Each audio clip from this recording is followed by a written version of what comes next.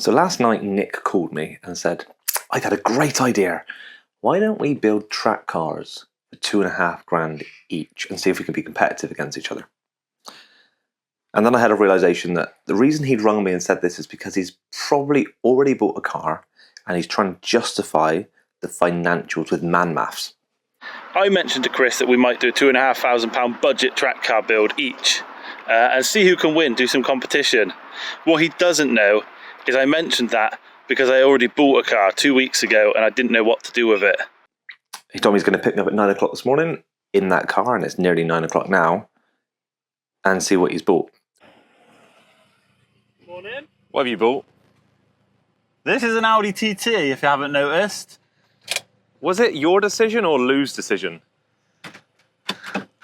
I kind of thought, bear with me on this, it's basically an S3. £800? £800. So basically what you're saying is you decided to do a build because you bought a cheap car, which puts me on the back foot now, because you managed to find one really cheap, but I bet there's a reason it's cheap. We're going to find out, aren't we? We will find out. Okay. Right, we're going to go for a drive in Nick's new shitbox, and we'll see how bad it really is. You're going to leave the shitbox bit out. This is beauty. Look at her.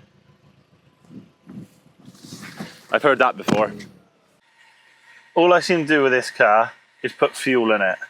I think the fuel gauge might be a little bit dicky, but I have looked online. Apparently it's the sender unit gets sticky under the seat. Hang on a minute. Fuel gauge is dicky, or that foot down there is really heavy? Bit of both, but I've nevertheless still got to keep putting fuel in it.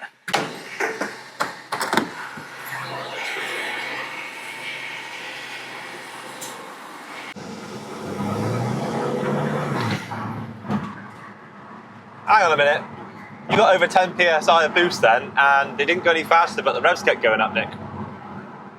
That's the one thing why this car was cheap.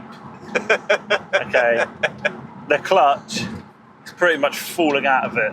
It drives fine-ish, but as soon as a boost goes over 10 psi, it slips. So I do have to put new clutch in it. And these aren't particularly easy to do. No, but that's why it was cheap. Because nobody wants to do a clutch on a Quattro TT. Yeah, I know. I've done them before. They're horrible to do. It'll be okay. I've watched a video. Oh, you've watched YouTube? I've watched YouTube. And you are a qualified mechanic? Yeah, I am. But for this particular install, I'm YouTube certified, and that stands for something these days. So I have an admission that I don't really make to many people. I'm now making it to all of you. When I was a kid growing up, in 1998, the TT was released. I know where this is going. And I liked it. Whoa! Okay? And this car, even to today, if it rolled off a production line and was shiny and clean, I don't think it would look out of place with modern cars. The design was the future. Like, there was nothing like it. Anyway, this one is a Mark 1. It's a 225 TT Quattro. So it's a 1.8 turbo BAM engine. Never had the joys of owning a 225. Had plenty of A3s with the 180 brake versions, front wheel drive, but I did not want a front wheel drive TT. It had to be a Quattro, it had to be a Mark 1, and it had to be the 225 180. So a lot of actual thought has gone into this before you spoke to me. I've always wanted one, but once I bought it, I didn't know what I was going to do with it. That was the problem. It sounds like you got told off. I did. And when I said that we were going to look at a car today, I was told that I'm a bad influence on people. Oh, you are a bad influence. So everyone at home, whatever I do, whatever I tell you should do or mention, ignore it, because my wife always tells me I'm a bad influence. Or use it and use Nick as an excuse as to why you did what you did and let him take the blame. Yeah, I'll take the blame. Screen. You can get your wives to blame me. I don't mind. I'll be the fool guy. If you guys all get what you want, I don't mind taking a hit. Everyone needs a fool guy. Everybody needs a fool guy, a Ricky Stanicki. Yeah, they do. Yeah, that's right. So I've been playing with the stuff on this car, like this little pop-up thing, which is quite cool, and obviously there's a thing that with, everyone needs a razor blade or blade. There's some sidey bits, but one thing I have noticed, it's not very practical, is it, Nick? It's got no cup holders. No cup holders. I mean, cup holders are sort of a key requirement. Like, if I'm going to buy a new car for Stevie, one thing she asks for every time? Cup holders. Cup holders.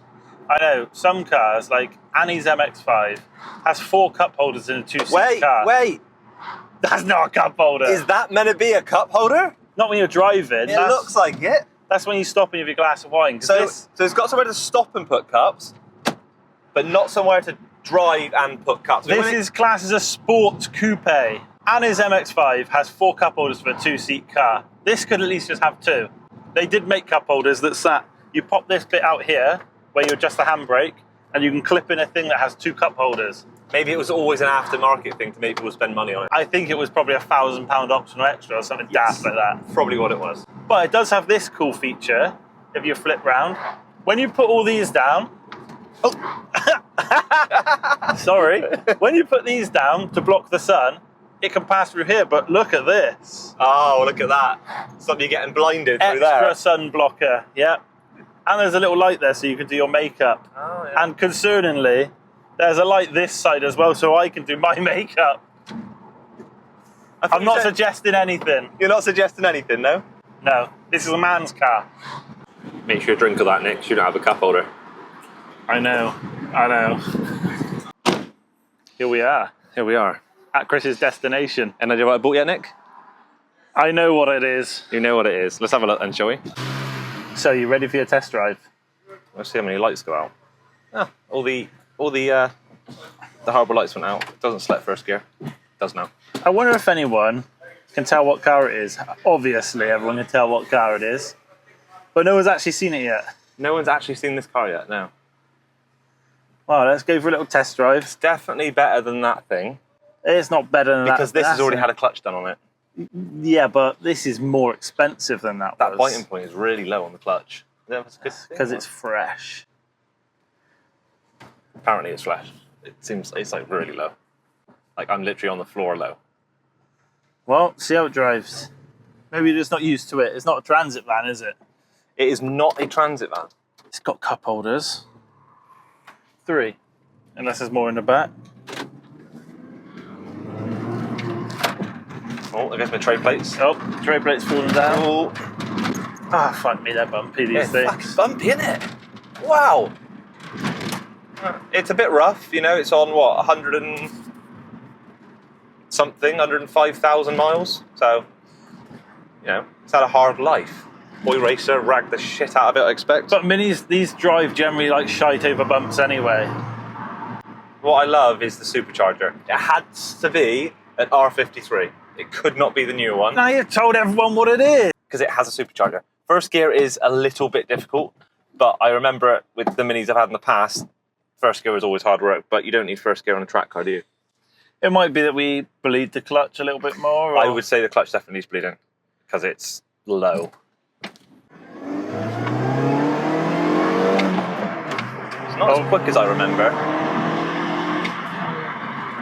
On the Audi, you get all this boost, which makes the clutch slip, because it all comes at once, whereas the supercharger's sort of always there. That is very true. Without the lag, it's harder to feel it, right? I mean, because it's the Cooper S, it's got the extra gauge as well, instead of just the revs there, and it's got a navigation and trip computer and stuff, which maybe working. You will not know. Oh, look at that consumption. 16.3 miles per gallon. That means that all the stats I've read on this are lying. 100% they are lying. Is that another poor financial decision you've just made? It is. It's a 1,500 quid financial decision. Can you just clear up, though, for the camera, I was not influencing you in this. You didn't give me much choice. I suppose I'm kind of the cause. You are the cause, but only because I want to race you on track and beat you. Well, we can try. We can try. You won't win them all. I won't win. Go on. They are together at last. They are all together, and they've both got very similar registrations. They do. 111? One little bit is similar. Right, so 111. 111. But you've had it a day. I've had it a day, and I still like it. And it's not broken down, believe it or not. And I have been ragging the tips off it for a day. Yeah, I try and go careful on the TD because the clutch steel slips. Last time I saw Chris, I said to him, "How's the car? Have you had any problems with it?" He was like, no. Well, this is him just backing out of the workshop where he's been trying to hide a small issue with the car. It didn't start. And do you know what it was? Fuel pump failure. So he's actually changed the fuel pump in the tank for an uprated one, but he's been trying to do it on the down low without any filming, but we caught him, don't worry. I have to go careful, and also it drinks fuel. I am recording 31 miles per gallon. I don't think I've ever looked. Oh, okay, mine's doing fairly well. I'm quite surprised. And the wife likes it. No, she actually doesn't like it. My wife does. Oh, yours does? Oh yeah, mine doesn't. Because in practical, I can't get the kids in the back. The rear seats are shite. Moral of the story is don't have kids. But we're going to take a quick look around the cars now, because I want to point out some bad points on Chris's car, and I'm really sure he's There's like definitely some bad points on your chomping at car. the bit to take the piss out of mine. do So that let's then. have a look. It's beautiful. It's a lovely blue colour. It's a 2001 TT, 225 horsepower, 1.8 turbo charged. With how many Quattro. miles?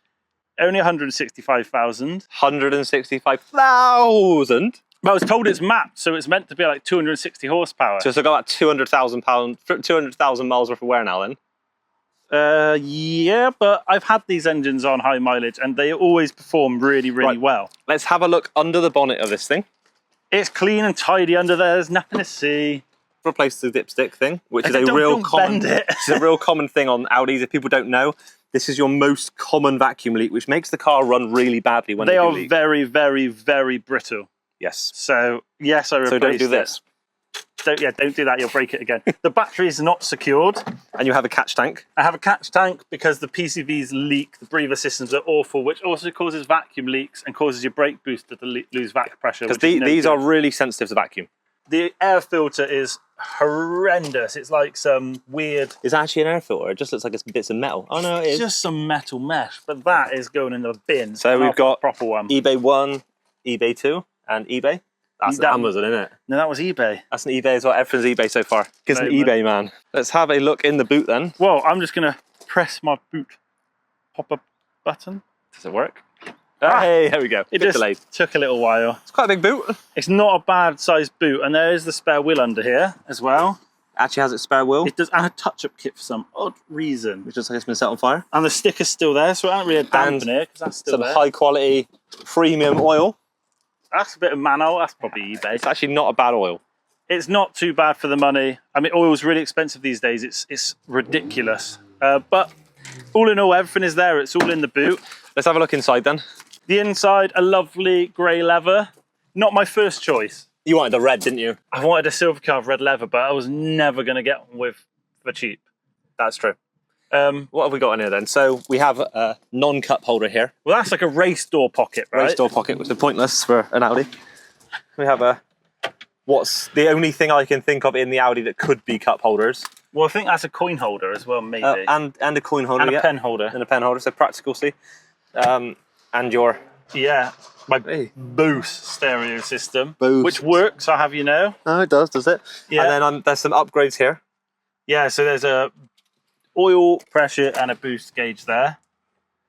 The air still comes out. Yeah, that comes out around them. They're 3D printed Oh, parts. you that are just in pop there. them out, don't you? And then the air comes out round them like that, yeah? Yeah, you pop that's them it. You back. just remove them. You just remove them for air exit. That's your horizontal cup holders there. And here horizontal cup And here you've holder. got a toast rack as well. Great. So that's good. But I think most stuff works. The aircon doesn't, but I mean, You're going to regret that not working at the some point. chances of it working were like tiny. Mine work. But there is a very cool feature that Audi. My aircon works. Let's stop going on about your aircon because Okay. it's really warm. Let's see this cool feature because actually I got shown this earlier and I didn't think many people know about this No, feature. so Audis suck for their gauges playing up and reading dodgy, and Yeah. you can't always believe what they say. That screen always breaks as well. That screen always breaks. I replaced this one. Okay, it cost me £10 for the part. And you did some soldering? I did some soldering. Yeah, you would See, have been it's impressed. not that hard to do, is it? It's a lot to take apart, but it's worth But doing. the stepper motors fail on the temperature and the fuel gauge as well, which really suck. But you've got this feature on Audi that if you press these two buttons here together, you get this 1C comes up. I don't actually know what it goes to, all the way up to 80. But if I go to 49C, it takes a little while to get there, and I press this button here, that there is my coolant temperature. Oh, clever. And there's a massive list online on the forums of what all these different ones do. And I know that 20C is your 12 volt. Perfect. But you can display kilometers and everything in there. It's actually a pretty cool feature. It's an Easter egg in an Audi from early 2000s. Tesla didn't start doing them until what?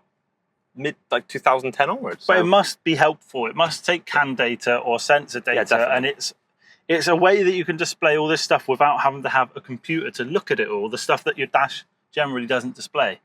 But I don't think it's a bad place to be. Is this the standard knob? It's not. No, normally they have like almost a CV boot here, like a rubber thing. But it's got this, and I don't really like it, to be fair. But then I don't like the factory one. So yeah, I don't like the one on my Mini. It's a bit of a big knob. I'm not used to it. We're going to have a look at Chris's giant knob next. Let's go.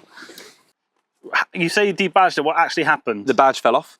It is located in my massive boot space, clearly.